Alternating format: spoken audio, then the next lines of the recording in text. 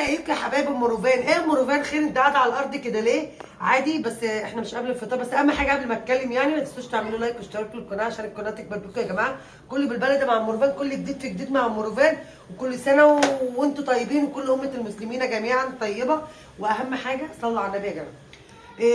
النهارده مش فيديو تعليمي خالص، بس فيديو تنشيطي. ازاي؟ انا طبعا مش قبل الفطار دلوقتي، انا دلوقتي الساعه 10 بالليل. 10 بالليل وبتعملي محشي ليه يا ام روفان؟ على فكره اكلات رمضان كلها انا بعملها قبل الفطار، بعد الفطار. ليه بقى يا جماعه؟ هقول لكم ليه. بغسل المواعين واظبط الدنيا، واولادي بينزلوا يصلوا التراويح، واقعد انا بقى مع نفسي كده اشغل المسلسل بتاعي المفضل. مش لازم اقول انا بتفرج على ايه، عشان ممكن يكون غلط على القناه، بس في مسلسلات كتير قوي حلوه الواحد بيتمتع بها السنه دي الصراحه. الفيديو النهارده فيديو تنشيطي ونصيحه للست المصريه اللي عندها عيال بتوديهم الدروس.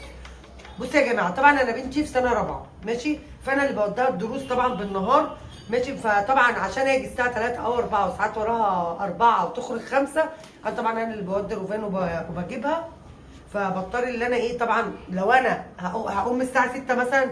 يا جماعه احنا بننام الساعه 3 وساعات بنصلي الفجر وبننام ماشي، فما فيش يعني. هقوم امتى؟ هقوم الساعه 7 مثلا اخلص شغلي، فحرام يعني. فطبعا انت بتقومي متاخر يا ست البيت، فتعملي زي ام روفان تقومي براحتك خالص ماشي. بدايه الدروس عندي من الساعه 1. بقوم عامله ايه بقى؟ يعني مثلا المكرونه بشاميل اللي انا كنت منزلاها كنت عاملاها بالليل، كان اول يوم رمضان. قبل رمضان بيوم كنت عامله المكرونه بشاميل وعامله الرقاق ومظبطه الدنيا يا دوبك على التحمير. باجي من الدرس يا دوبك اعمل مثلا كوبايه بالبيض.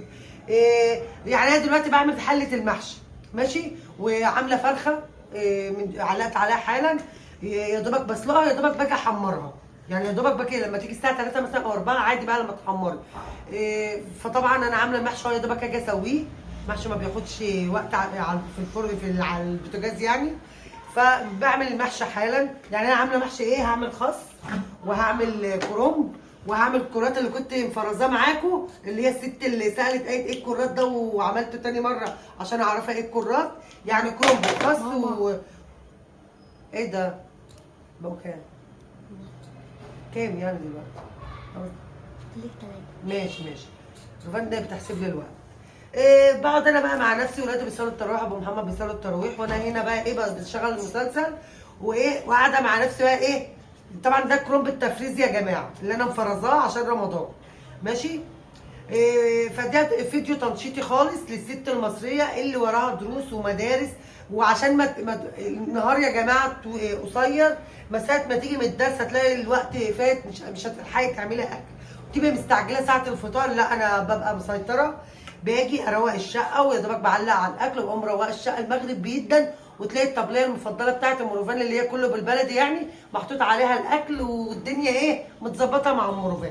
فده يا جماعه فيديو تنشيطي مش اكتر، مش تعليمي ماشي. والست اللي لسه متجوزه طبعا لسه مش واخده على المسؤوليات والكلام ده، واخده على الصحيان متاخر. فانا بقول لك اتعلمي من ام روفان، فيديوهاتي كلها والله فيديوهات تعليمي وتنشيطي وكله بالبلدي.